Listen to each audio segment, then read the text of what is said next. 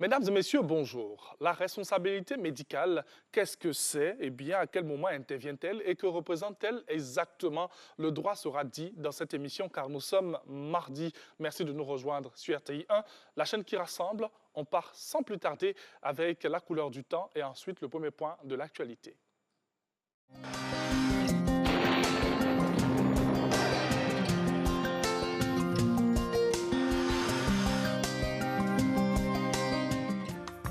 Mesdames et messieurs, bonjour. Au cours de la matinée, un temps généralement nuageux sera observé sur les régions du sud du pays en début de période. Une alternance nuages et soleil se présentera par la suite. Les régions de l'ouest et du nord seront très instables avec la présence d'orages isolés et de pluies localisées tôt le matin. Le temps deviendra par la suite généralement nuageux. Les valeurs au cours de la matinée afficheront 24 degrés à Abingoro, Abidjan et Atake, 23 degrés à Bondoukou et Boaké, 24 degrés à Bouna, 23 degrés à Bondiali, 24 degrés à Daloa et Dimbokro, 23 degrés à Gagnoa et Guiglo, 22 degrés à Korogo, 21 degrés à Mans, 22 degrés à Odiéné, 24 degrés à San Pedro et Sassandra, 25 degrés à Soubré, 23 degrés à Tabou, 24 degrés à Tiasalé, 23 degrés à Touba et Yamsoukro. On observera un début d'après-midi relativement ensoleillé sur l'ensemble du pays. Des formations de nuages à caractère orageux se manifesteront sur les régions du littoral et du sud forestier, avec des pluies notamment dans le sud forestier. Les régions du nord et de la bande centrale verront des orages isolés accompagnés de pluies modérées ou fortes, notamment au nord et à l'ouest. Les températures prévues pour cet après-midi, on notera 32 degrés à Abingoro, Abidjan et Adzake, 35 degrés à Bondoukou, 34 degrés à Boaké, 35 degrés à Bouna, Bondiali, Daloa et Timbokro, 34 degrés à Gagnoa, 35 degrés à Guiglo et Korogo, 33 degrés à Mans, 35 degrés à Odiéné, 33 degrés à San Pedro, Sassandra et Soubré, 31 degrés à Tabou, 32 degrés à Tiasalé, 34 degrés à Touba et enfin 35 degrés dans la région des lacs. Merci d'avoir suivi ces prévisions météorologiques. Je vous souhaite de passer une très bonne journée.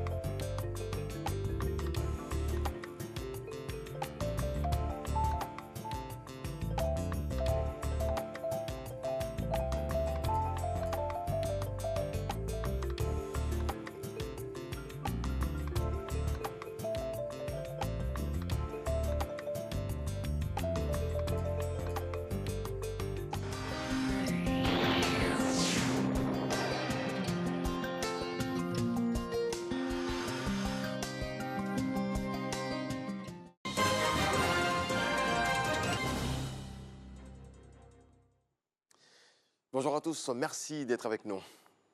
Les ministres nigériens saluent la réaction des autorités ivoiriennes pour le retour au calme lors des récents événements. Ces derniers appellent leurs ressortissants à la reprise des activités. C'est au sortir d'un entretien avec le ministre de l'Intérieur et de la Sécurité que la délégation ministérielle du Niger s'est exprimée. Walter Amadou Ouattara.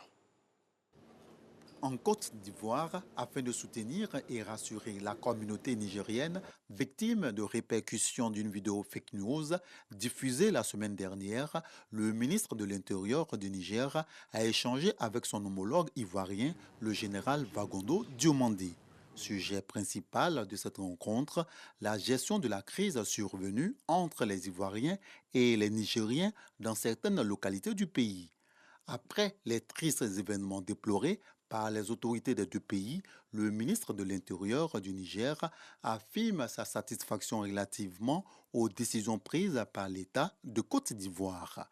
Le ministre Al-Kadj Alada témoigne de la bonne santé des relations fraternelles qui ont toujours existé entre la Côte d'Ivoire et le Niger. Le président de la République du Niger, son excellent Bazoum Mohamed, a tenu à ce que nous venions pour exprimer toute notre reconnaissance et notre gratitude à son Excellence M. Alassane Ouattara, président de la République, qui a tout de suite, de façon très prompte, instruit pour que les mesures appropriées soient prises afin non seulement de sécuriser les ressortissants nigériens sur l'ensemble du territoire ivoirien, mais aussi a fait en sorte que des sanctions aient été tout de suite prises à l'encontre de ceux qui ont été à l'origine de ces événements. Nous repartons très réconfortés. La Côte d'Ivoire a environ 40% de la population qui vient de l'extérieur et elle le gère de façon très sage, et cela constitue un très bon exemple au niveau africain qui doit inspirer la plupart des autres pays afin que nous vivons en harmonie. Un Nigérien âgé de 48 ans a perdu la vie dans cette crise communautaire. La responsable de la vidéo incitant à la haine a écopé 5 ans de prison plus 2 millions de francs CFA d'amende. La station de recherche Marc Delorme, située dans la commune de Port-Bouët, a reçu la visite de l'ambassadeur de France. Jean-Christophe Béillard est tombé sous le charme de ce centre spécialisé dans le cocotier. Une collaboration est même envisagée avec cette station historique qui est la plus grande au monde en matière de recherche sur le cocotier. Suivant.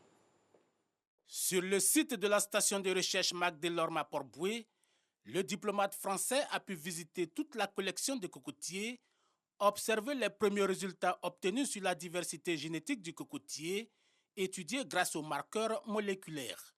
Il s'est également imprégné de l'utilisation de l'outil biologie moléculaire pour l'amélioration du cocotier.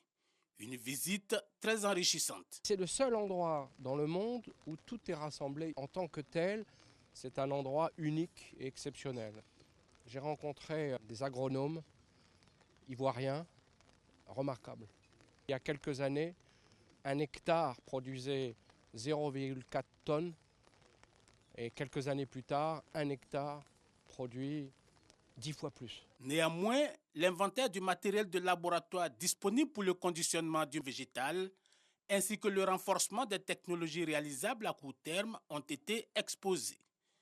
Un programme de coopération pourrait être développé avec la France, notamment sur le volet sécurisation du site.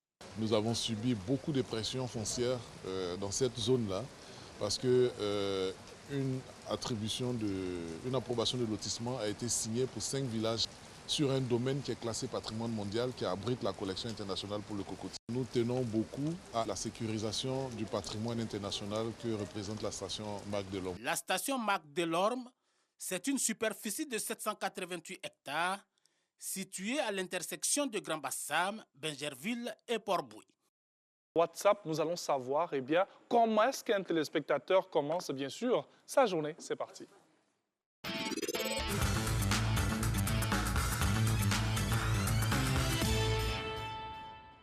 Bonjour, bonjour, bonjour à la grande famille de Matin Bonheur. Moi, c'est Fidélia Akbakoun et je vous suis depuis Dakar, Sénégal.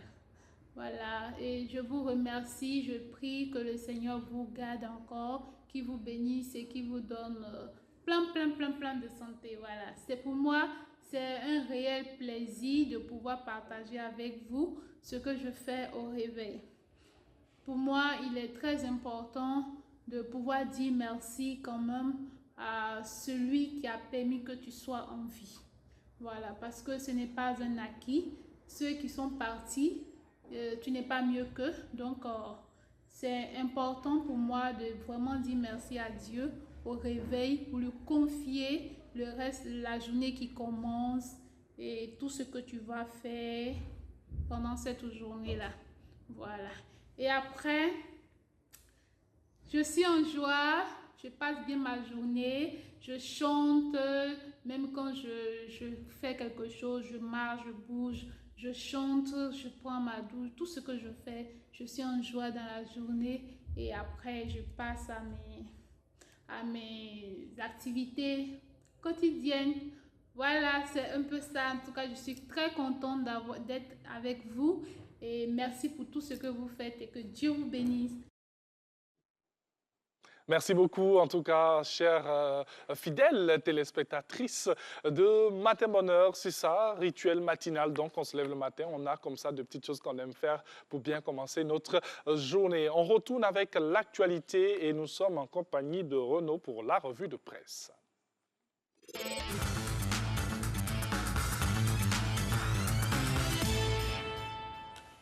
Bonjour Renaud. Bonjour Joël. Le repos, ça a été. Hein? Oui.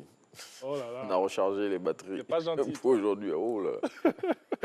Alors, on commence cette revue de presse avec cette information. La police nationale prépare une grande opération. Oui, il s'agit de l'opération Épervier 6 qui sera lancée demain, mercredi 26 mai, au rond-point de la mairie d'Abobo. Cette activité dont l'objectif est d'assurer la sécurité des populations face au grand banditisme va permettre de déployer plus de 2000 éléments des forces de l'ordre sur l'ensemble du territoire national. Épervier 6 fait suite à l'opération Épervier 5 qui avait été lancée en septembre 2019 dans la commune de Yopougon.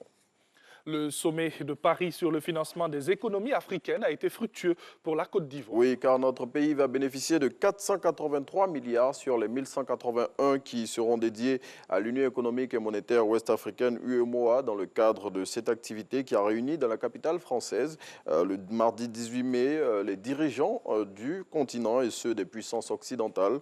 À en croire le ministre de l'économie et des finances Adama Coulibaly qui est cité par l'Inter, cette manne financière va permettre de remettre l'économie nationale à flot après la Covid-19. Le chef de l'État dote le nord de la Côte d'Ivoire d'infrastructures économiques majeures. C'est ce que révèle l'expression qui fait le point de ces actions de développement menées par le président de la République Alassane Ouattara dans cette partie de la Côte d'Ivoire. Et pour ce faire, le confrère révèle les travaux des zones agro-industrielles de Bondoukou et Korogo et plus récemment ceux du port sec de Ferkessédougou qui ont été mis en route et qui vont permettre de créer plus de 70 000 emplois directs et indirects qui vont booster tous les secteurs d'activité du Grand Nord. Le 40e jour de décès du cheikh Aïma Mamadou Traoré a été célébré dimanche dernier. Oui, le chef de l'État a pris part à cette cérémonie qui s'est déroulée à la grande mosquée de la Riviera Golf. Lecture du Coran, bénédiction et prière pour implorer la miséricorde divine en faveur du défunt ont meublé cette activité qui a réuni de nombreuses personnalités religieuses et civiles. Pour rappel, c'est le 13 avril 2021 que le cheikh Aïma Mamadou Traoré, qui avait succédé au cheikh Aïma Bouakari Fofana à la tête de la communauté musulmane de Côte d'Ivoire, a été rappelé à Dieu. Rendons-nous à présent à l'international et c'est au Mali, pas trop loin de chez nous, où le président de la transition et le premier ministre ont été arrêtés. Oui, c'est ce que révèle le Patriote. Selon le confrère, les deux hommes ont été interpellés à leur domicile par des militaires qui les ont ensuite conduits au camp militaire de Kati. À en croire le quotidien qui cite des sources sur place, c'est la junte militaire qui a renversé l'ex-président Ibrahim Boubacar Keïta qui a mené cette opération. Et on termine avec du sport football. L'Africa Sport est relégué en Ligue 2. Oui, depuis hier dimanche, les Oyer ne font plus partie de l'élite du football ivoirien. La victoire des Verts rouges ce dimanche contre l'AFAD 2-1 n'a pas suffi pour les sauver selon l'Infodrome. 74 ans après sa création et après plusieurs saisons difficiles ces dernières années en raison des conflits internes qui le minaient, le deuxième club ivoirien de football le plus populaire va goûter à la deuxième division. Merci beaucoup Renaud. Merci Joël. Excellente journée. Pareillement à toi aussi. Tout à l'heure, on va prendre le petit déjeuner avec Chef Daguerre. Oui, j'ai hâte. L'artiste. Merci beaucoup. Renaud, voilà, que nous allons retrouver demain pour encore feuilleter les pages de l'actualité. Quelques informations dans cette émission. Nous sommes le 25 mai aujourd'hui et nous célébrons toutes les madeleines pour les noms calendaires et pour les prénoms africains. Nous allons au Tchad. Si vous avez une fille, vous pouvez l'appeler Birni et un garçon Romadji. Ils sont nés aujourd'hui. On reste dans la maison pour célébrer bien sûr cette grande dame. Lorsqu'on parle de journalisme chez nous en Côte d'Ivoire, elle allie beauté et professionnalisme en même temps. Madame Abiba Dambélé Saoué, voilà. Avec ses légendaires, on va dire, coupes de pagne. Voilà, elle est directrice des journaux d'information. Pour ceux qui ne savent pas, elle a un an de plus aujourd'hui. Voilà, quelques photos comme ça à vous présenter. C'est la classe, c'est la beauté, c'est le teint d'ébène aussi qui scintille à travers ces photos. Joyeux anniversaire à vous, cher aîné. Voilà. Merci à la réalisation pour ce petit clin d'œil. Allez, on passe aux journées célébrées aujourd'hui. Journée mondiale de l'Afrique. La Journée mondiale de l'Afrique célèbre l'anniversaire de la signature des accords de l'OUA, Organisation de l'Unité africaine, le 25 mai 1963. Voilà, et c'est l'occasion pour chaque pays d'organiser des événements dans le but de favoriser le rapprochement entre les peuples africains. Journée internationale des enfants disparus. Cette journée est un événement annuel et mondial donc qui se produit tous les 25 mai. Cette journée est instaurée en 2003 par la Fondation pour l'enfance et la Journée mondiale de la thyroïde. Depuis 2007, eh bien, cette journée est célébrée. Elle a pour objectif de sensibiliser le public au dysfonctionnement de la thyroïde. Pour le proverbe avant de passer au petit-déj, le vent pousse la feuille morte dans le trou, mais ne l'en retire jamais. Allez, on passe au petit-déj.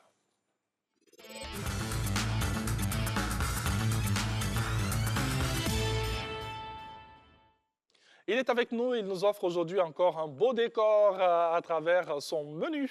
Lui, c'est Chef Daguerre. Bonjour, Chef Daguerre. Bonjour Thierry. Comment ça va? La journée a bien commencé. Oui, comme d'habitude. Voilà, on est prêt pour nos téléspectateurs. Oui, oui. Aujourd'hui, nous avons... Je vais vous laisser dire. OK, aujourd'hui, Oui. c'est de la pomme de terre. Oui. Pomme de terre et betterave, simplement. Pomme de terre bouillie, assaisonnée avec des herbes, persil, capre, avec un peu de l'oignon aussi, oignon confit. Oui. Et puis sel, poivre. Et puis il y a de la pomme de terre mélangée avec des betteraves. Betterave, oui. C'est le star de notre assiette aujourd'hui. Le betterave, c'est un légume. Oui. C'est un légume. C'est un légume, tout comme la carotte et tout ce que Oui, nous oui. avons ici. C'est un légume comme le pomme de terre, comme le carotte. C'est un légume qui pousse sous la terre. Oui, oui.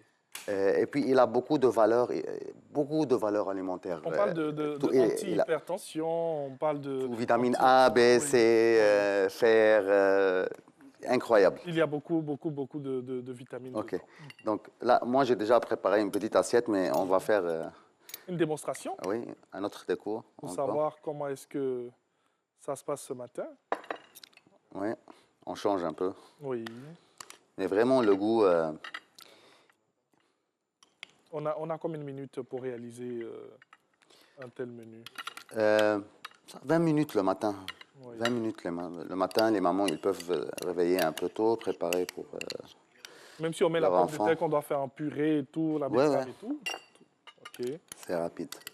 Maintenant même, on peut acheter les betteraves déjà cuits Oui. des supermarchés. OK, maintenant, on presse un peu. OK. OK. OK. Là, j'ai fait deux modèles. J'ai fait un modèle, je veux mettre un peu des herbes en dessus. Et l'autre, je veux mettre des chips de pain et puis chips de betterave aussi. OK. Ça, c'est mon premier assiette avec des herbes. OK. Ça, c'est Et on a des chips de chips de pain. de pain. De pain. OK. OK. Et ça, c'est des chips de betterave aussi. Comment ça se fait, par exemple, les chips de pain? C'est un pain qui est prêt, le pain oriental, le pain de shawarma. Oui. On le roule sans rien dedans. On le coupe avec le couteau comme des rondelles. Et puis, on le frit sur une température 170 degrés pour presque une minute OK. maximum. Donc, il faudrait que l'huile soit bien chaude. Oui. Ce n'est pas nécessaire le matin qu'on fait, mais ça ajoute un peu côté croquant. OK. Donc là, des chips de pain, des chips de betterave. OK. Là, on a une sauce de fromage crémeux. Et comment on réalise Avec cette sauce? Non, c'est du chèvre. C'est du chèvre avec du crème fraîche, sel, poivre, poivron, 3 couleurs. Fromage C'est de tout. chèvre. Oui, oui. OK. OK, là. C'est fini, là. Je veux... OK.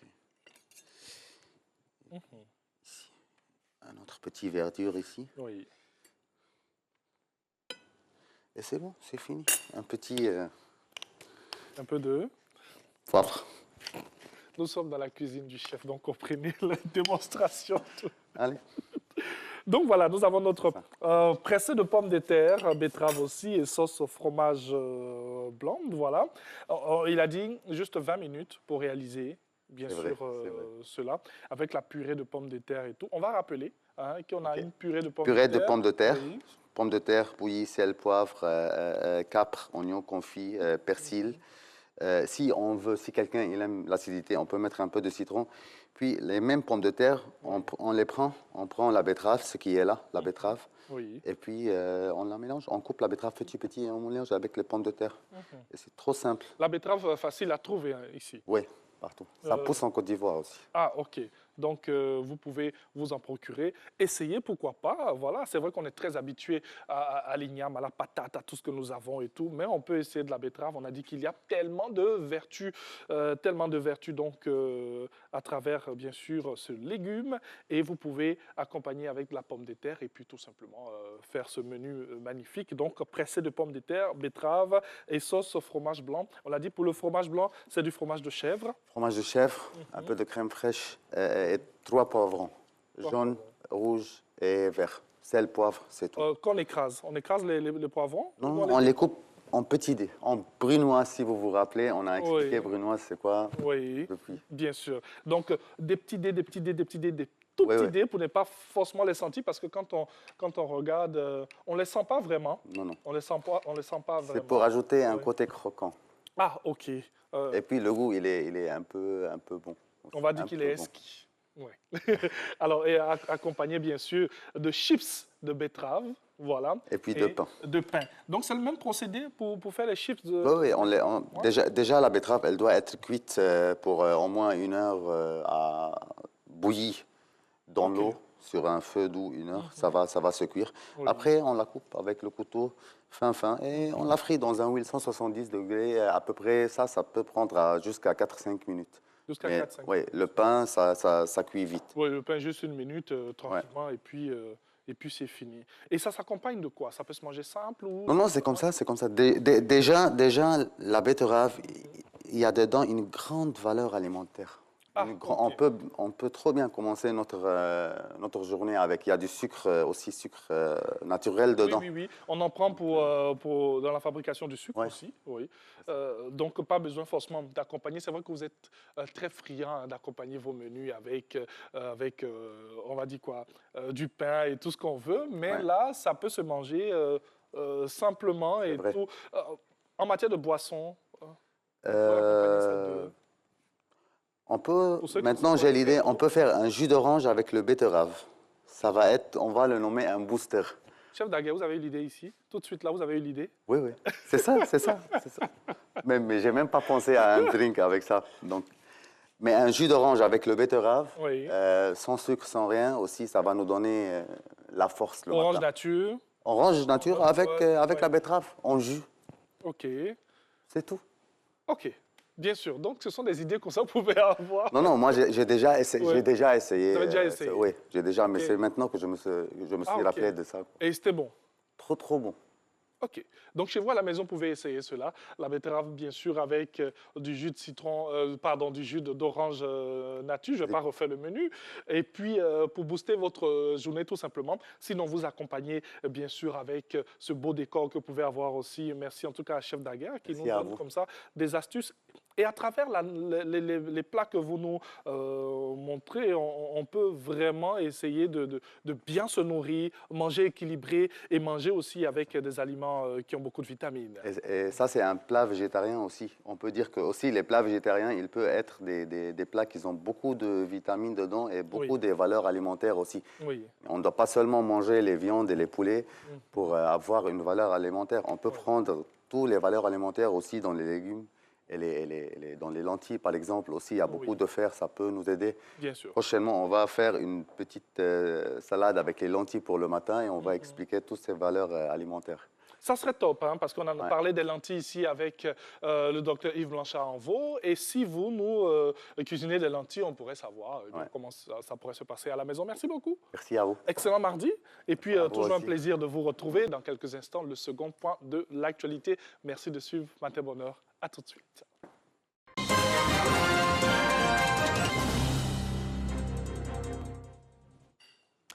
Nouveau rendez-vous de l'actualité. Bienvenue à toutes et à tous. La crise pointe à nouveau au Mali, quelques heures seulement après l'annonce du nouveau gouvernement. Lundi, le Premier ministre et le chef de l'État ont été amenés dans un camp militaire, un tour de force qui menace la transition instaurée depuis le coup d'État d'août 2020. En République démocratique du Congo, la ville de Goma, au pied du volcan entré en éruption samedi dans l'est du pays, était toujours secouée lundi par de nombreuses et fortes secousses telluriques, suscitant la peur des populations à peine revenues dans la cité. Ça se multiplie et ça vient à tout moment, a déclaré à l'AFP un habitant, jugeant cela très inquiétant. Déjà très nombreux dimanche, ces séismes se sont poursuivis toute la nuit dimanche et lundi matin sur un rythme soutenu, parfois avec une forte intensité. En Équateur, élu en avril, premier président de droite depuis 14 ans, Guillermo Lasso a prêté serment hier devant le Parlement, en présence notamment du président du Brésil, Jair Bolsonaro. Guillermo Lasso va devoir gouverner une nation divisée et en proie à une crise économique. Le PIB s'est contracté de 7,8% en 2020 dans ce pays pétrolier affecté par la chute des cours du brut, où la dette globale représente 63% du PIB. L'ex-banquier parie sur le libre-échange et la création d'emplois et a confié le ministère de l'économie et des finances à un économiste qui a travaillé pour le Fonds monétaire international. Première femme aux portes du pouvoir au Samoa, Fian Naomi Matafa a été investie première ministre ce lundi lors d'une cérémonie improvisée dans les jardins du Parlement. Elle n'avait pas été autorisée à pénétrer au sein du Parlement à la suite du refus de son principal adversaire politique de reconnaître sa défaite électorale. Accompagnée de juges chargés d'assister à sa prestation de serment pour devenir la première femme Premier ministre de cette nation du Pacifique Sud, elle s'est vue refuser l'entrée dans la chambre de l'Assemblée législative. Et puis on termine avec du football. Au lendemain de son sacre à Angers, le LOSC a reçu hier le trophée de champion de France de Ligue 1 à son centre d'entraînement devant un petit comité. La fête a dû se passer des supporters, des dogs, la faute au protocole sanitaire encore strict. Après un discours du président Olivier Létang, le coach nordiste Christophe Galtier, meilleur entraîneur de la saison, a été honoré ainsi que son staff technique. Les joueurs se sont ensuite présentés un par un sur l'estrade pour recevoir le prestigieux trophée que Lille n'avait plus accueilli depuis 2011. Réaction. À partir du moment où j'avais annoncé qu'on ne pouvait plus se cacher après la victoire, je crois, à Paris, on ne pouvait plus se cacher pour la course au titre. Donc on était exposé, mais on ne pouvait pas faire trop de langue de bois. Avec nous, ça ne peut pas durer longtemps. Et donc on est sous pression, on a essayé de se canaliser, on a essayé de maîtriser les émotions, de ne rien laisser transparaître quand il peut y avoir du doute, de ne rien laisser transparaître quand il peut y avoir de l'euphorie. Et aujourd'hui, on est dans le relâchement et c'est fort agréable. Voilà, sur ces moments de joie et festifs, nous mettons un terme à cette édition. Merci à toutes et à tous de nous avoir suivis. Excellente journée à vous. Merci beaucoup à Régis. Excellente journée donc à Régis Kofi, le second point de l'actualité. Bien sûr, avec lui, la suite dans cette émission, deuxième partie de Matin Bonheur avec des échanges. Je vous fais plaisir avec notre invitée, Madame Georgette Kwasi-Bouam, voilà, directeur du civisme et de la citoyenneté, avec elle on parlera de sport et engagement citoyen. Ce sera juste après ce jingle.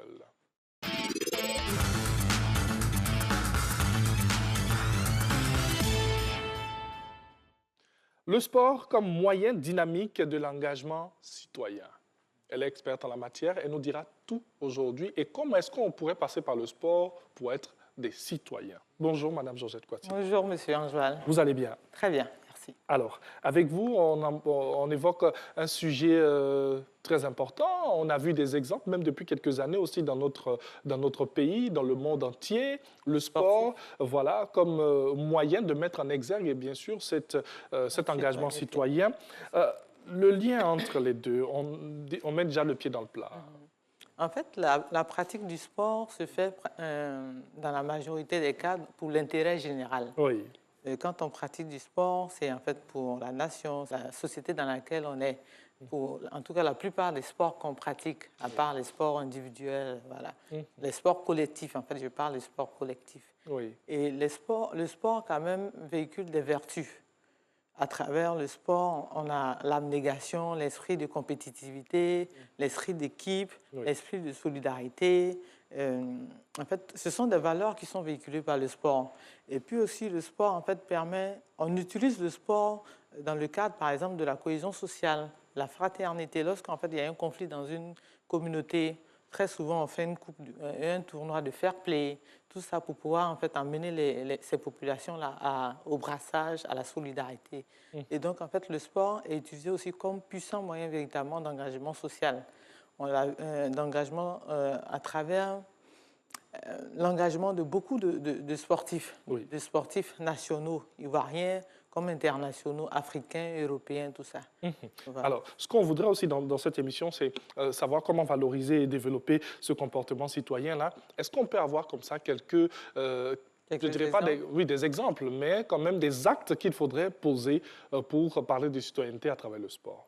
Bon, on va simplement donner l'exemple de notre international, Didier Drogba. Oui. En 2012, lorsque Chelsea a gagné, il a pris le drapeau national qu'il a arboré, et voilà, mettant la main sur le cœur, sur la poitrine, pour dire, en fait, véritablement pour dire sa fierté d'être ivoirien. Voilà, ça, en fait, c'est un acte même, véritablement, un acte de citoyenneté. Oui. On a Roger, le Camerounais, Roger Mila. Roger Mila. Oui. Voilà. Lorsque, en fait, à la Coupe au Mondial, je ne sais pas, en 90, bon, je n'ai pas la date exacte, voilà, qui, pendant le match, dansait un peu une danse locale pour montrer, en fait, son appartenance. Oui. Et sa fierté d'être. Et sa fierté d'être, en fait, camerounais.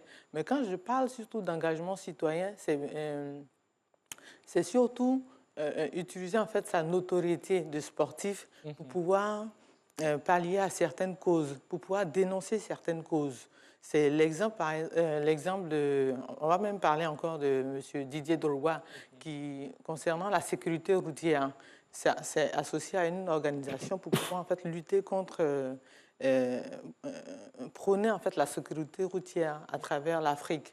Nous avons l'exemple même du président de la République libérien, M. Georges Weah, qui véritablement s'est investi politiquement, mais aussi socialement. C'est-à-dire, quand Ebola, qu'on appelle ça, dévastait son pays, il s'est engagé avec d'autres sportifs pour pouvoir en fait donner les moyens nécessaires pour pouvoir éradiquer Ebola.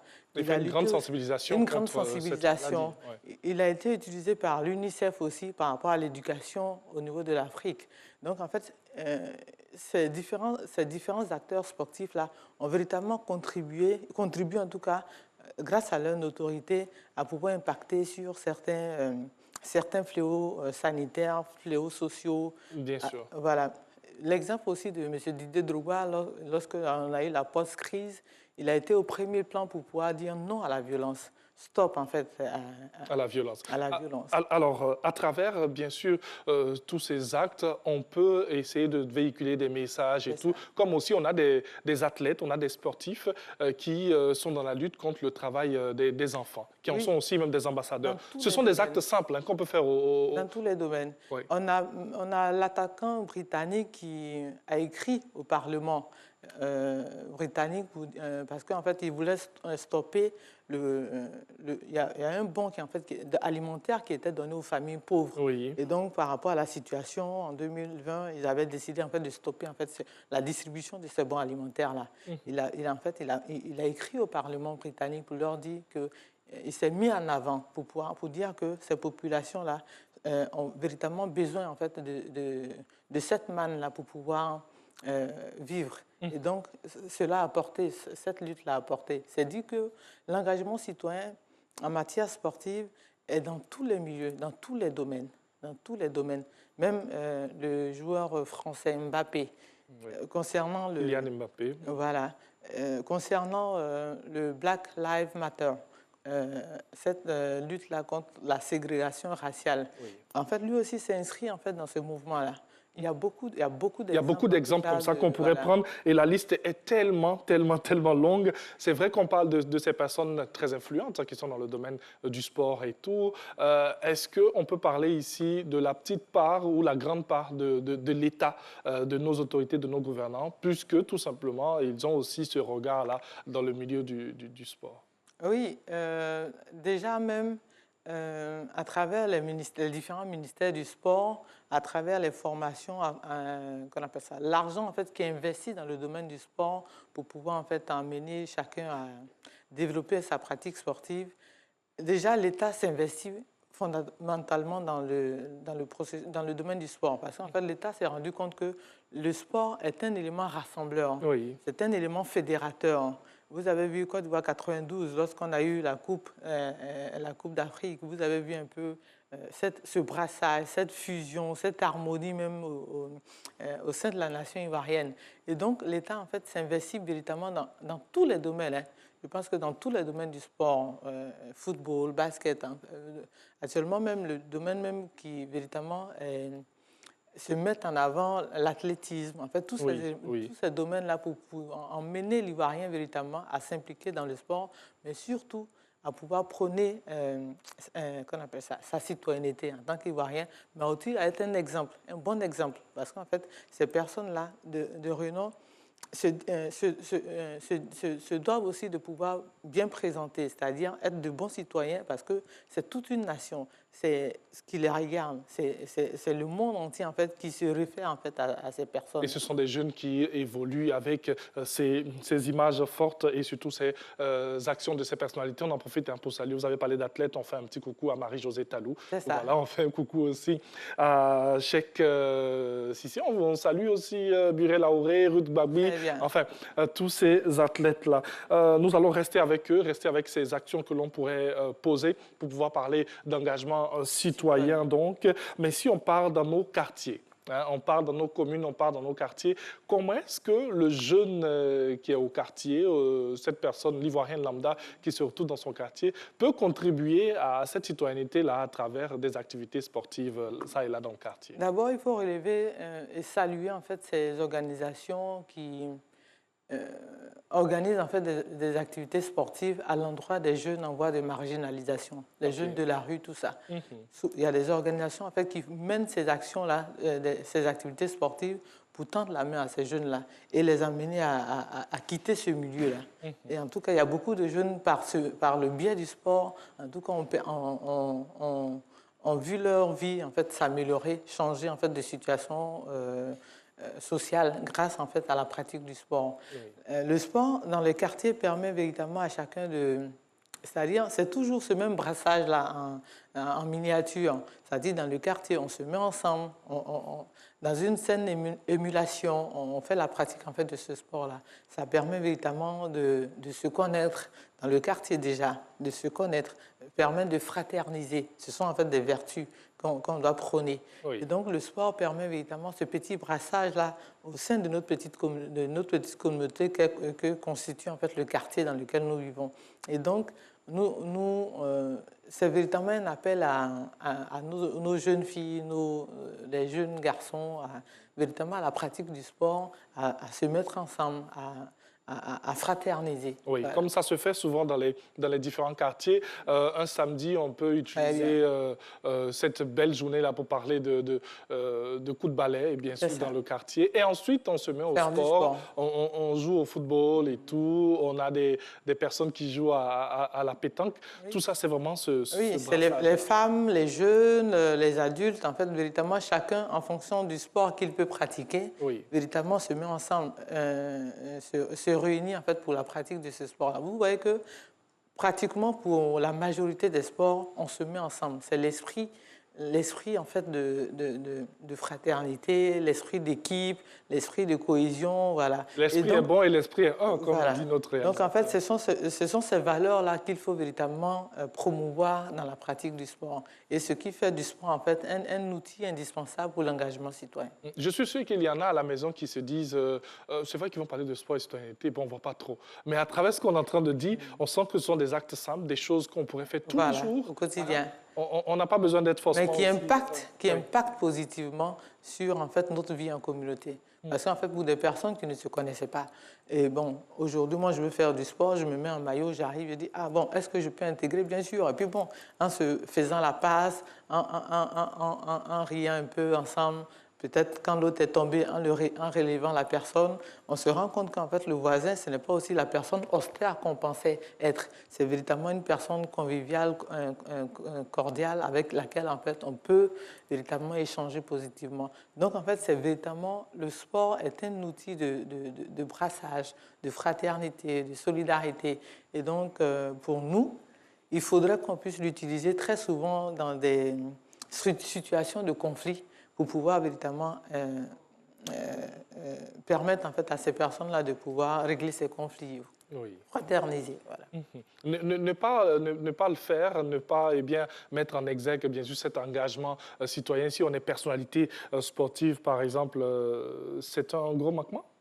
Bon, pour nous-mêmes, c'est-à-dire véritablement, ce n'est pas mettre en exergue les vertus du sport, parce qu'en fait, lorsqu'on s'engage en fait en tant que citoyen, c'est parce qu'on met en exergue les vertus du sport. Parce qu'en fait, le sport nous permet une émulation saine.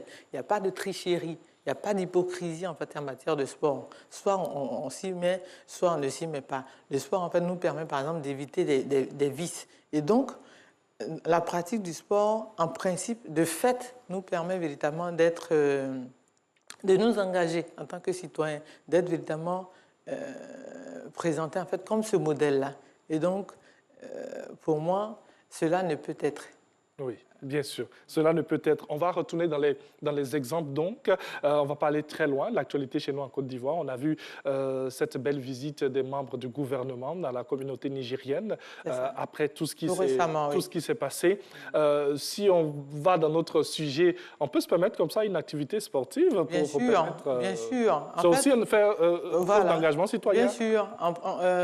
C'est-à-dire pour pouvoir véritablement consolider cette fraternité-là entre le peuple ivoirien et puis le peuple nigérien, ce serait bon aussi d'organiser en fait un petit match amical où véritablement nos ambassadeurs, en fait les sportifs nigériens, les sportifs ivoiriens, en fait les personnalités même politiques, sociales, économiques, en fait puissent véritablement à travers un match véritablement prôner cet esprit-là de fraternité, cet esprit de fair play, cet esprit de solidarité. Pour dire que nous sommes un. En fait, il ne faudrait pas que des personnes en fait, qui ont un esprit tordu, en griffe, puissent nous emmener à nous entre-déchirer. Parce qu'en fait, l'Afrique, le monde, l'humanité, en fait, nous sommes un. Et on avance ensemble. Et après ce match, on peut se permettre un bon garba. Bien sûr, voilà. Un bon garba, notamment, qui va consolider cette fraternité-là. Bien sûr. Et dans le Garba même, il y a cette union. Certes, ça vient de nos frères nigériens, mais avec le piment, l'oignon et tout, on peut faire orange, blanc, vert. C'est ça fait Vous êtes véritablement un citoyen ivoirien qui, véritablement, dans tous les domaines, se rend compte. Mais oui, on n'a pas le choix. C'est très bien.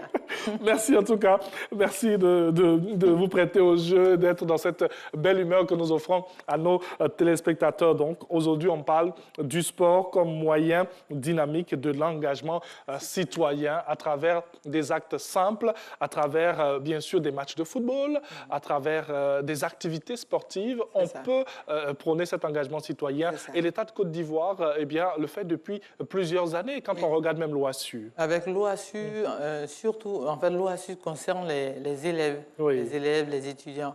Et donc, en fait, ça permet véritablement un brassage même des cultures. Parce qu'en fait, des jeunes quittent Abidjan, ils vont à Gagnoa, ils rencontrent en fait des jeunes de Gagnoa qui ne le connaissent pas. Ça permet en tout cas à ces différentes écoles, ces différents établissements-là de se connaître. Ah, on a eu à jouer un match en telle année, voilà, pour ceux qui évoluent en fait.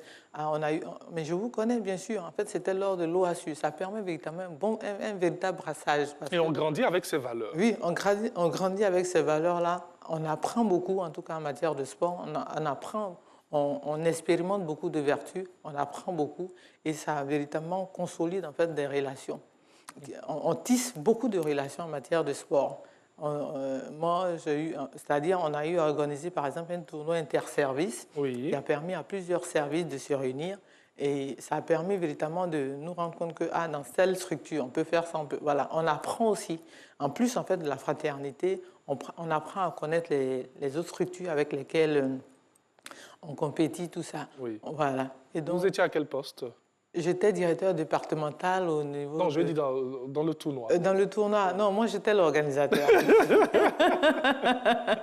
Mais j'ai eu à jouer quand même. Hein. À l'université, j'étais dans l'équipe en fait, on nous appelait les moyenâgeuses, c'est-à-dire c'est la partie de la licence. Oui. On dit que vous êtes des adultes. Par rapport aux étudiants de première année, de deuxième année, tout ça. Oui. Et donc, on a eu à faire un tournoi de Maracana. Oui. En tout cas, j'étais quand même une grande... joueuse. Joueuse. En fait, moi, je marquais les buts. Ah, OK. C'est ça. Donc, attaquante. Attaquante de pointe. Très bien. et donc, à travers même votre exemple, vous avez senti vraiment cette belle union avec toutes les personnes en face et puis cet esprit d'équipe. Oui, en fait, l'esprit d'équipe... l'esprit, en fait, à travers le sport, nous avons la possibilité, en tout cas, de fraterniser avec des personnes de rang supérieur, très souvent. La dernière fois, tout récemment, j'ai eu à rencontrer à l'université Félix Houphouët-Boigny un monsieur qui me disait que grâce au sport, grâce à la pratique du tennis, il a pu rencontrer en tout cas d'éminentes personnalités qui lui ont permis de pouvoir aider son organisation non gouvernementale. Il y avait une ONG qui aidait en fait les familles défavorisées. Oui. Et puis bon, lui, c'est-à-dire, il pratiquait du tennis. Et donc, régulièrement, il allait à l'université Félix Houphouët-Boigny pour pratiquer du tennis. Et c'était des individus comme lui qui venaient, mais il ne savait pas véritablement qui était la personne en face de lui. Il s'est rendu compte qu'en fait, c'était une personnalité importante de ce pays. Et quand il a parlé un peu de ce qu'il faisait dans son organisation non gouvernementale, il a eu véritablement du soutien. Ah, voilà. Donc, c'est dire qu'à travers le sport, véritablement, on peut... le sport peut nous ouvrir beaucoup de voies, beaucoup d'opportunités. Mais en fait, on met plus l'accent en fait, sur l'engagement citoyen parce qu'en fait, ça nous permet véritablement de réaliser beaucoup de choses pour la communauté dans laquelle nous sommes. Et tout ceci s'accompagne bien sûr par cette élégance, cette courtoisie. Bien sûr. Et ce respect. Surtout le respect, parce qu'en fait, le respect de l'adversaire, le respect des règles même, c'est faire preuve de civisme, parce qu'en fait, il y a des normes au niveau du sport, il y a des règles. Donc, c'est faire preuve de civisme, en fait, par le respect en fait, de ces normes-là. Mais aussi, il y a l'une des valeurs de la citoyenneté, la solidarité. Donc, en fait, à travers le sport, véritablement, il y a la mise en exergue en fait, de cette valeur de solidarité. Il y a la notion de civilité, le respect de l'adversaire, le respect, en fait, de son condisciple, en fait. De son semblable.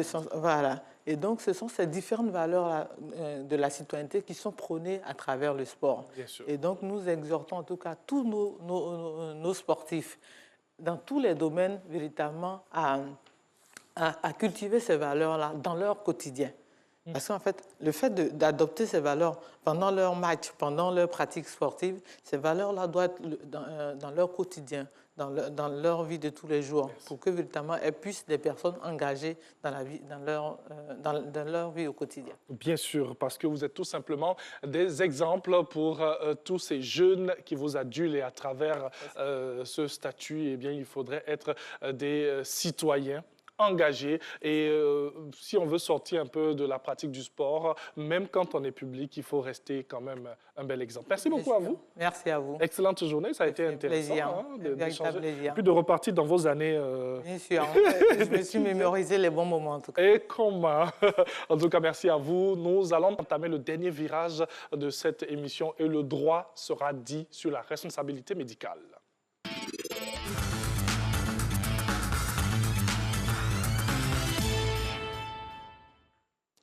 Bonjour maître. Bonjour monsieur. Bienvenue. Merci. Vous êtes chez vous. Merci beaucoup. Alors, on va parler de la responsabilité médicale aujourd'hui. Tout à fait. Je suis sûr que tous les médecins de Côte d'Ivoire nous suivent en ce moment. Oui, j'espère. Et ce sera un bon moment. C'est ça. Ce sera un bon moment. C'est ça. Alors, c'est ce que nous vous promettons, et ce jusqu'à 8 heures. Alors, sans plus tarder, comment définir en droit la responsabilité médicale? Eh bien, pour faire simple, déjà la responsabilité, c'est le fait d'assumer la paternité de ses actes. C'est le fait de devoir en répondre soit devant un ordre professionnel, comme c'est le cas pour les médecins, ou devant la justice. C'est ça la responsabilité, c'est le fait d'assumer ses actes et d'en assumer également les conséquences. Le fait d'en répondre au sens étymologique. Maintenant, la responsabilité médicale, tout simplement, c'est la responsabilité de ceux qui, dans notre cas spécifique ici, exercent la profession de médecin. C'est-à-dire qu'ils sont titulaires du doctorat d'État en médecine et ils sont inscrits auprès de l'ordre des médecins, l'ordre national des médecins de Côte d'Ivoire. Voilà un petit peu. Merci beaucoup. En tout cas, restons avec, bien sûr, nos médecins. Voilà. Et à quelles conditions une plainte pour erreur médicale peut-elle bien prospérer? Tout de suite. D'accord. Oui. Alors, tout d'abord, ce qu'il faut savoir, c'est qu'il y a certes l'Ordre national des médecins de Côte d'Ivoire, mais les médecins sont inscrits à titre individuel sur un tableau qui est le tableau de l'Ordre départemental des médecins. Donc la Côte d'Ivoire est découpée en départements sanitaires et à chaque département correspond un tableau où sont inscrits les médecins qui exercent dans cette zone-là. Oui. Donc les erreurs médicales, ce sont des fautes, si vous voulez, ce sont les fautes qu'on peut reprocher aux médecins dans le cadre de l'exercice de leur art, c'est-à-dire que dans le cadre de leur fonction de médecin, de leur diagnostic ou de traitement ou des actes qu'ils posent de manière habituelle dans le cadre de leur profession, ils peuvent répondre soit devant donc l'ordre départemental des médecins qui agit comme instance disciplinaire, soit devant les juridictions, soit les juridictions répressives, c'est-à-dire les tribunaux correctionnels, soit les juridictions civiles. Parlons des sanctions à présent. Quelles sont les sanctions prévues pour erreur médicale en droit ivoirien?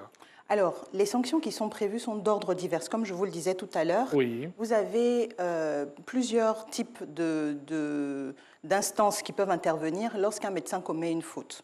Cette faute-là peut relever de la discipline des médecins. Donc, on va regarder du côté du code de déontologie des médecins, qui en Côte d'Ivoire a été voté dans le cadre d'une loi de 1962. Et dans ce cadre-là, vous avez des sanctions qu'on appelle des sanctions disciplinaires, qui vont de l'avertissement jusqu'à la radiation, en passant par le blâme et la suspension temporaire. Donc, quand vous avez une faute qui engage la déontologie du médecin, à ce moment-là, l'instance qui va être compétente dans un premier temps, c'est l'ordre départemental des médecins, agissant comme conseil de discipline, dans sa formation disciplinaire, et qui va pouvoir prononcer les sanctions que je vous ai énoncées tantôt. Maintenant, quand vous vous retrouvez devant une juridiction, qui peut être une juridiction répressive, c'est-à-dire un tribunal correctionnel, là, vous entrez dans le cadre des sanctions qui sont prévues par le code pénal. Donc, ça peut être des blessures involontaires ou un homicide involontaire, c'est-à-dire que la faute du médecin a pu entraîner la mort du patient. À ce moment-là, il y a la possibilité de saisir les juridictions répressives pour la poursuite de cette faute-là. Mais il y aura aussi un aspect civil, puisque les personnes victimes auront la possibilité de saisir aussi la juridiction civile pour obtenir le dédommagement du fait du préjudice qui a été subi par le malade, par le patient. Voilà qui est bien dit. On va poursuivre bien sûr notre cours de droit ici avec Maître Vanessa Ba-Leroux. Un cas pratique, avant de poursuivre avec nos questions. Je sais que vous serez très captivés par le nom des personnages, comme ça se fait dans les différents cours de droit à l'université. Alors, cas pratique dans cette émission. Dame Zinimo décide de se faire retirer les trompes et les ovaires pour s'assurer de ne plus avoir à enfanter. Car les exigences bien de sa nouvelle activité très rentable lui imposent cela. Elle va donc voir le docteur MacGyver, qui procède à l'opération sans complications. Plusieurs mois plus tard, elle se rend compte qu'elle est enceinte. Après analyse, on se rend compte aussi que, contrairement à ce qu'elle avait souhaité, seulement une seule trompe avait été retirée. La grossesse compromet la poursuite de son activité qui finalement s'arrête. Elle décide de poursuivre Dr MacGyver pour erreur médicale. Sa requête a-t-elle des chances de prospérer? Si oui, sinon pourquoi? Alors, donc, dame, pour résumer et pour qualifier juridiquement, puisque nous sommes dans la résolution du cas pratique, nous avons une dame qui se rend chez un médecin pour une stérilisation définitive. Donc, elle veut se faire retirer tout son appareil reproducteur. Et donc, c'est cette mission-là qui est confiée au médecin. Ce médecin-là est un chirurgien. C'est bien ça. Donc, alors, il y a une distinction qu'il faut que je vous apporte d'emblée, c'est qu'en principe, les médecins sont tenus à une obligation, on appelle ça en droit une obligation de moyens. C'est-à-dire que le médecin va faire tout son possible pour obtenir le meilleur résultat possible pour son patient. Il va mettre en place toute son expertise, toutes ses connaissances pour soigner son patient, mais sans lui garantir forcément la guérison. C'est ce qu'on appelle en droit une obligation de moyens. C'est-à-dire qu'il met tout en œuvre pour obtenir le résultat escompté, mais s'il ne l'obtient pas, on ne peut pas engager sa responsabilité. Ça, c'est pour le médecin. En revanche, le chirurgien est le seul médecin sur qui pèse une obligation de résultat. Donc, par exemple, vous allez voir un chirurgien esthétique et vous lui dites « je veux me faire refaire le visage ». J'ai besoin de me faire refaire le nez ou bien remonter les pommettes, etc. S'il rate l'intervention, lui, ce médecin-là en particulier, le chirurgien esthétique, est tenu à une obligation de résultat parce que vous allez le voir pour obtenir un résultat tangible. Donc tous les autres médecins sont exonérés de cette obligation de résultat, sauf le médecin, le chirurgien plastique esthétique, puisque c'est ce résultat esthétique-là qui est escompté de sa part. Donc il ne peut pas dire « ah, je suis vraiment désolé, j'ai raté ». Non, ce n'est pas possible. Donc, notre patiente va voir son médecin et lui demande une ablation de son appareil reproducteur. On se rend compte qu'il a oublié d'en retirer la moitié. Donc, on peut engager sa responsabilité. À ce moment-là, la patiente ira vers son conseil, bien entendu, prendra attache avec un avocat parce que c'est possible de le faire, et lequel va saisir l'ordre des médecins, puisque vous ne pouvez pas saisir directement l'ordre départemental des médecins en sa formation disciplinaire en tant que patient. Les seules personnes qui peuvent saisir l'ordre départemental des médecins dans sa formation disciplinaire, c'est le ministre de la Santé, le directeur départemental de la Santé, le procureur de la République, le préfet, ou le juge de section du tribunal qui est compétent, du tribunal le plus proche, ou alors un syndicat de médecins. Donc un individu, un patient ou un parent de patient ne peut pas saisir directement cette instance-là. Mais vous pouvez envoyer une lettre, plainte, à l'une de ces instances-là qui a charge pour elle de saisir l'ordre départemental des médecins. Donc vous pouvez écrire directement à l'ordre national des médecins pour leur soumettre la situation et à ce moment-là, l'Ordre national des médecins va se retourner vers l'ordre départemental dont dépend le médecin à qui vous aviez confié votre intervention et celui-ci va devoir comparaître devant la formation disciplinaire pour répondre de ses actes. Et à ce moment-là, à l'issue de la procédure, il sera établi si oui ou non il y a eu une faute, si oui ou non il y a eu ce que vous appelez erreur médicale, mais qu'en droit on qualifie de faute, avec différentes qualificatifs dont dépendra la sanction qui va être prononcée. Si on estime que le médecin a respecté les règles de l'art, il n'y aura pas de sanction. Mais si au contraire, on estime que, comme en l'espèce, bon, c'est assez gros, donc normalement, on devrait entrer en voie de condamnation, donc de sanction du médecin. À ce moment-là, la formation disciplinaire de l'ordre départemental des médecins prononcera une sanction, la sanction qu'elle estime la plus à même d'être prononcée à ce moment-là. Donc oui, l'action de cette dame a des chances de prospérer. Non, elle ne peut pas saisir directement, il faut qu'elle passe par une plainte à l'une des personnes qui est compétente pour saisir l'ordre départemental des médecins qui, à ce moment-là, fera siéger sa formation disciplinaire. Via son avocat. Tout à fait. Alors, on va rester sur le même sujet, sans pour autant passer pour un expert en médecine, voilà.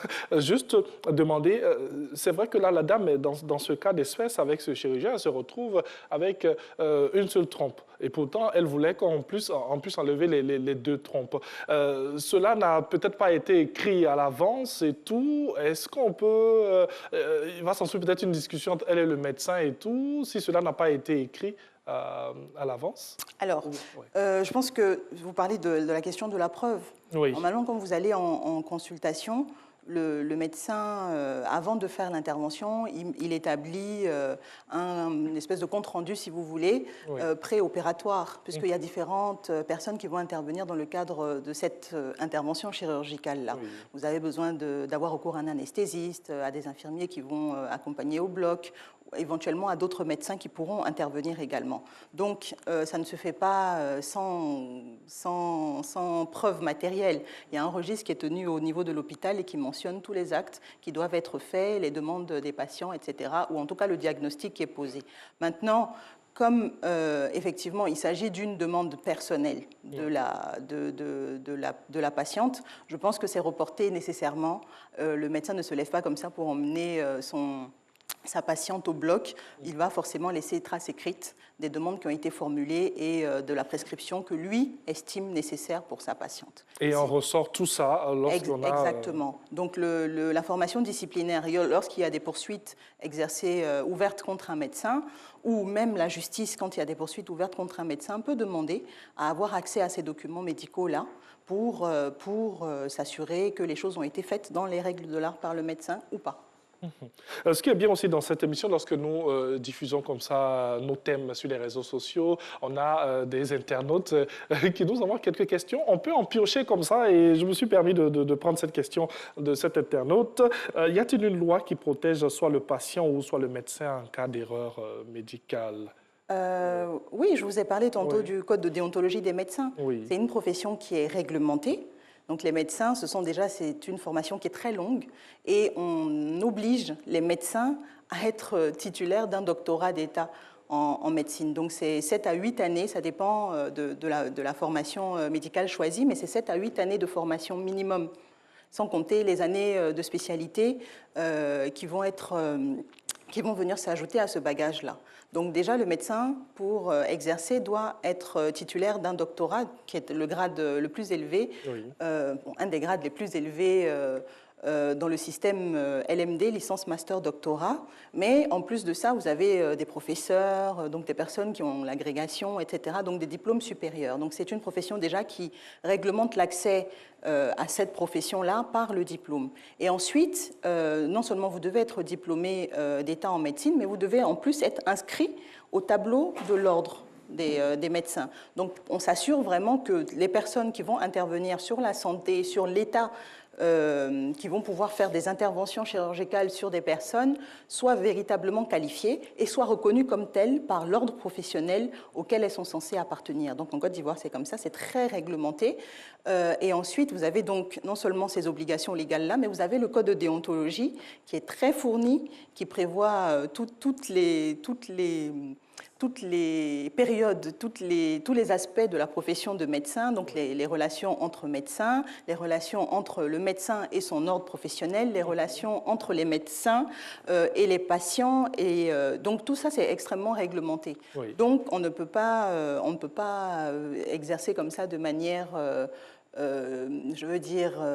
sans grande responsabilité, la profession de médecin en Côte d'Ivoire. Et on en profite pour saluer tous les médecins ivoiriens qui demeurent une véritable fierté pour ce pays. On revient sur la plainte pour erreur médicale. Est-ce que le parquet peut-il s'autosaisir ?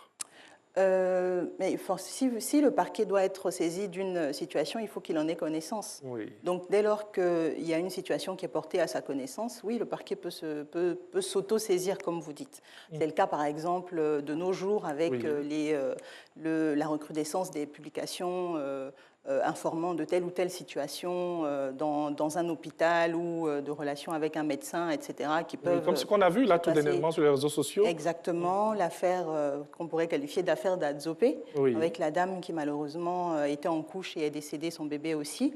Donc quand une information parvient aux oreilles du parquet par le biais par exemple des réseaux sociaux, en droit le parquet peut se saisir de l'affaire.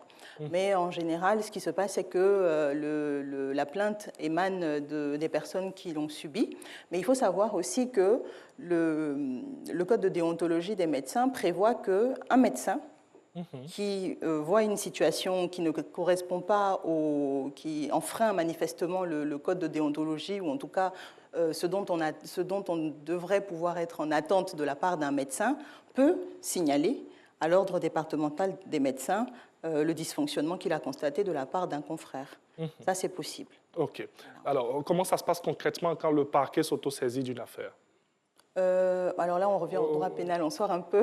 On sort un peu? Non, mais si le parquet a vent d'une situation, comme je vous ai dit, il peut saisir l'ordre départemental des médecins en sa formation disciplinaire d'un dysfonctionnement affectant un centre de santé ou concernant spécifiquement un médecin. Donc, il va avertir par voie d'écrit. Le procureur de la République va saisir l'ordre départemental des médecins en lui disant « Voilà, j'ai eu vent d'une situation qui s'est produite et qui met en cause tel médecin. Donc, on aimerait savoir ce qu'il en est. » Mais lui-même peut avoir la faculté, puisque je vous ai dit que l'engagement de la responsabilité des médecins elle est de plusieurs ordres. On peut engager sa responsabilité au niveau disciplinaire, mais on peut aussi engager la responsabilité pénale du médecin. À ce moment-là, le parquet peut donner ordre on appelle ça transmettre un soit transmis, soit à la gendarmerie, soit au commissariat compétent de la zone où s'est produit l'événement, et demander à ce que le médecin puisse être entendu. Mais cela n'est pas exclusif, si vous voulez. Ce n'est pas parce que vous allez engager des poursuites disciplinaires que vous ne pouvez plus engager des poursuites devant la justice. Les deux peuvent se faire de manière concurrente. Donc le procureur peut à la fois saisir l'ordre des médecins, mais aussi ouvrir une enquête, comme il le ferait de manière classique pour toute infraction. En tout cas, merci. Tout ce que vous dites nous permet de mieux comprendre le sujet. Donc, on remet notre pied dans notre sujet. Donc, y a-t-il un regard de la loi, une possibilité de règlement à l'amiable en cas d'erreur médicale? Alors, par règlement à l'amiable, je voudrais savoir si vous entendez hors poursuite du médecin, c'est ça? Hors poursuite du médecin, on peut discuter peut-être avec soit le médecin ou avec l'hôpital, ou avec le directeur de l'hôpital, et essayer de trouver un consensus. Est-ce que c'est faisable? Est-ce que c'est possible? Par hypothèse, ce serait possible, mais en général, pour un médecin qui est mis en cause, je pense que pour le médecin lui-même, il est mieux que tout équivoque soit levé. Alors, à ce moment-là, il vaut mieux aller vers les instances, soit disciplinaires, soit même répressives, pour que les choses soient tirées au clair. Ce qu'il faut savoir aussi, c'est que les médecins sont tenus de souscrire et ça c'est dans le cadre de leur ordre professionnel, à une assurance de responsabilité civile professionnelle, qui va venir couvrir jusqu'à un certain montant l'engagement de leur responsabilité. Donc, si par exemple un médecin est engagé, est poursuivi à raison d'une faute qu'il a pu commettre dans l'exercice de sa profession, cette assurance de responsabilité civile là va venir couvrir jusqu'à un certain montant les demandes de dédommagement qui pourront être formulées par le patient ou sa famille. Maintenant, pour moi, je pense qu'il est toujours mieux de se tourner, je ne crois pas vraiment à que ce soit dans le domaine médical comme ailleurs, je ne crois pas vraiment à ces questions de règlement amiable.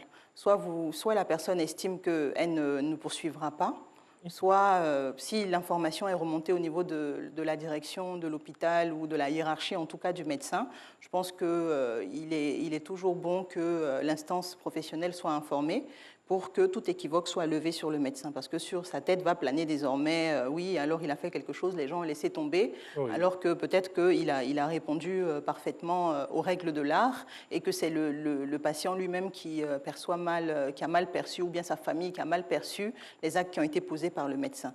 Donc je pense qu'il appartient à ce moment-là à la hiérarchie du médecin, ou en tout cas à la direction de l'établissement où il exerce, de pouvoir lever cet équivoque-là. Soit il y a une faute, à ce moment-là on choisit l'orientation qu'on donne au dossier, soit on estime que il n'y a pas lieu d'engager la responsabilité du médecin et on rentre chez soi. Vous êtes une vraie femme de droit. Merci. En tout cas, avec vous, il faut respecter le droit. Ma prochaine question, elle est un peu longue. Les règles de droit qui permettent de poursuivre un médecin pour erreur médicale ne fragilisent-elles pas la coopération ou la corporation dans l'exercice de ses fonctions? La corporation dans l'exercice de ses fonctions. La corporation. Oui, donc, les règles de droit qui permettent de poursuivre un médecin pour erreur médicale, est-ce que ces règles-là ne fragilisent-elles pas? Le mot va venir, ce n'est pas évident. Voilà. Est-ce que ces règles-là ne fragilisent-elles pas la corporation? Non, au contraire. Je vous ai expliqué tout à l'heure que le médecin, c'est un personnage clé, si vous voulez, de la société. Et on a besoin d'avoir confiance en son médecin, on a besoin d'avoir confiance en sa formation, en sa qualification professionnelle. Et c'est pour ça qu'ils font partie des professions qu'on appelle réglementées, tout comme les avocats, comme les magistrats. Et ce sont des personnes qui prêtent serment de traiter donc le fameux serment d'Hippocrate, d'agir avec humanité, probité, de mettre tout en œuvre pour sauver leurs patients. Donc c'est un engagement fort et ce sont des personnels, encore une fois, très qualifiés. Donc le fait qu'il y ait des règles, au contraire, ça ne va pas fragiliser la corporation, ça va permettre que l'ordre professionnel puisse avoir un œil sur ses membres, non seulement au moment de leur entrée dans la corporation, mais tout au long de leur exercice jusqu'à ce qu'ils se retirent à la fin de leur exercice professionnel ou à la fin de leur vie, tout simplement. En fait, je le demande, vu qu'il est admis que l'erreur est humaine. Ah non, là, oui, c'est vrai que l'erreur est humaine, mais dans ce cadre particulier-là, il y a un certain nombre d'attentes qui sont posées, non seulement de la part du patient, de la part des autres membres de la corporation, mais aussi de la part de l'ordre professionnel. Donc vous avez un code de déontologie que vous êtes tenu de respecter. Si vous ne le respectez pas, il est naturel que la corporation à laquelle vous avez librement choisi d'adhérer, puisque vous voulez exercer cette profession de médecin, puisse avoir un œil et éventuellement entrer en voie de sanction si le cas se présente et que vous avez enfreint une règle disciplinaire. Donc, moi, je ne pense pas que ça fragilise, parce que, bon, médecins, avocats, magistrats, on est tous soumis à une déontologie, celle de notre ordre professionnel, et on s'y conforme, dans la mesure où c'est une garantie aussi pour l'ordre de pouvoir vérifier que tout se passe correctement dans le cadre de l'exercice de ses membres. Donc moi, je pense que ça ne fragilise pas la corporation, bien au contraire, ça la renforce, puisque ça permet d'écarter les personnes qui ne respectent pas les règles ou bien qui les enfreignent délibérément. Bien sûr, beaucoup de choses ont été dites depuis le début de cette interview-là. Qu'est-ce qu'on retient lorsqu'on parle de responsabilité médicale? Avant ma dernière question. Donc, quand on parle de responsabilité médicale, on veut dire par là au patient qu'il est entre les mains d'un professionnel dont l'ordre professionnel surveille les faits et gestes. Non, mais c'est vrai. Donc au quotidien, les médecins doivent faire un certain nombre de diligences, respecter un certain nombre de règles pour procurer les meilleurs soins à leurs patients. Maintenant, lorsque manifestement il y a une erreur qui a été commise ou une faute qui a été commise, à ce moment-là, les instances ordinales ou même les juridictions répressives peuvent être saisies de la situation qui se présente. Mais en tous les cas, la responsabilité médicale est tellement importante que je pense que les professionnels de la médecine font tout leur possible pour vraiment exercer leur métier du mieux possible pour donner les meilleurs soins et prodiguer les meilleurs diagnostics à leurs patients. Et surtout avec le soutien de l'État de Côte d'Ivoire, sévit lorsqu'il y a des erreurs médicales, oui, voilà. Comme ce qui s'est passé à Adzopé, par exemple. Exactement, la responsabilité, je crois savoir que la responsabilité pénale, non seulement des médecins, mais aussi des sages-femmes a été engagée. Oui. Donc, vous voyez bien que l'État de Côte d'Ivoire, au travers du parquet, donc du procureur de la République compétent, a pu agir avec célérité pour corriger cette situation-là. Et voilà qui est bien. Alors, rapidement, dernière question, qu'en est-il du secret professionnel, du secret médical? Alors, le secret médical est prévu par le Code de déontologie, il fait l'objet d'un article et moi je pense que c'est quelque chose d'indispensable. Donc le secret médical, c'est la situation où le médecin va être informé, puisque c'est lui qui pose le diagnostic et qui prodigue les soins aux patients, le médecin va être informé de la situation médical, du statut médical d'un patient. Eh bien, il est tenu de garder le secret sur cette situation-là. Sous la réserve de, par exemple, la situation d'une personne qui aurait été victime d'une infraction. À ce moment-là, le médecin devra s'en ouvrir auprès de sa hiérarchie. Donc c'est seulement dans ces conditions-là. Quand il y a une infraction, par exemple une personne qui a été violée, le médecin examine une personne par exemple mineure et manifestement à l'examen il s'avère, ou même sur les déclarations de la patiente ou du patient, il s'avère que la personne a subi une infraction, donc un viol. À ce moment-là, le médecin est fortement encouragé à révéler la situation. Mais il doit arbitrer avec son secret professionnel. Donc le secret professionnel, c'est le secret médical, c'est d'abord le secret du médecin sur les situations dont il a connaissance dans le cadre de son activité professionnelle. L'autre chose aussi qui est prévue par le code de déontologie des médecins, c'est que quand il intervient, par exemple, il vient faire une consultation à domicile et qu'il voit une situation familiale, il est tenu aussi de garder le secret sur ce dont il se rend compte qui ne concerne pas directement son patient, mais des situations dont il se rend compte dans le cadre des familles ou de ce qu'il pourrait entendre tout simplement dans le cadre de ce déplacement à ce domicile-là. Il est tenu aussi de garder ce secret-là. Sauf ce qui concerne la santé, par exemple, s'il y a un patient qui est malade et que c'est une maladie qui est contagieuse, il doit vraiment faire tout son possible pour assurer ce qu'on appelle la prophylaxie, c'est-à-dire prévenir l'entourage et leur demander de prendre les précautions nécessaires pour soit ne pas être contaminés, soit éviter eux aussi d'aller contaminer à l'extérieur. Donc en dehors de cette circonstance-là, ce qu'il entend, ce qu'il voit dans le cadre de son déplacement au domicile, par exemple, de son patient, motus et bouche cousue, et de même pour le secret médical. Et même, je veux aller aussi vous donner une dernière petite information qui, je pense, va intéresser les téléspectateurs, c'est que le médecin n'est pas tenu, si l'état de santé, le diagnostic qu'il pose est grave, il n'est pas tenu de vous le dire. Il peut garder le secret aussi sur votre état de santé. S'il s'aperçoit que vous ne serez pas en mesure de supporter ou de vous battre ou de vous soigner convenablement, il peut garder le secret sur le diagnostic qu'il a posé. Voilà, c'est lui qui en tous les cas, pose son diagnostic, prodigue les soins. C'est lui qui décide de l'orientation qu'il doit donner aux soins qu'il va vous donner, qu'il va vous prodiguer, en prenant bien entendu les conseils, le cas échéant de ses collègues médecins. Mais en tous les cas, quand vous venez en consultation, vous confiez votre vie à ce médecin-là et il fait tout pour respecter les règles de l'art. Merci beaucoup. C'est moi. On espère que vous avez passé un bon moment en notre compagnie et qu'on a essayé comme ça d'éclairer votre lanterne sur la responsabilité médicale avec cette belle ouverture sur le secret médical, voilà, qui probablement pourrait engager un autre débat pour vous permettre encore de tout comprendre lorsqu'on parle de droit dans le domaine médical. Excellente journée à vous, maître. Merci à vous également. Merci. Et merci aussi à vous de nous avoir suivis, chers téléspectateurs. Voilà, le latin est en train de revenir tout doucement à la fin de cette émission. Merci à Jacques Brou et à toute son équipe. Merci à Roca Yapo qui nous a habillés aujourd'hui. Que Dieu vous garde. Au revoir.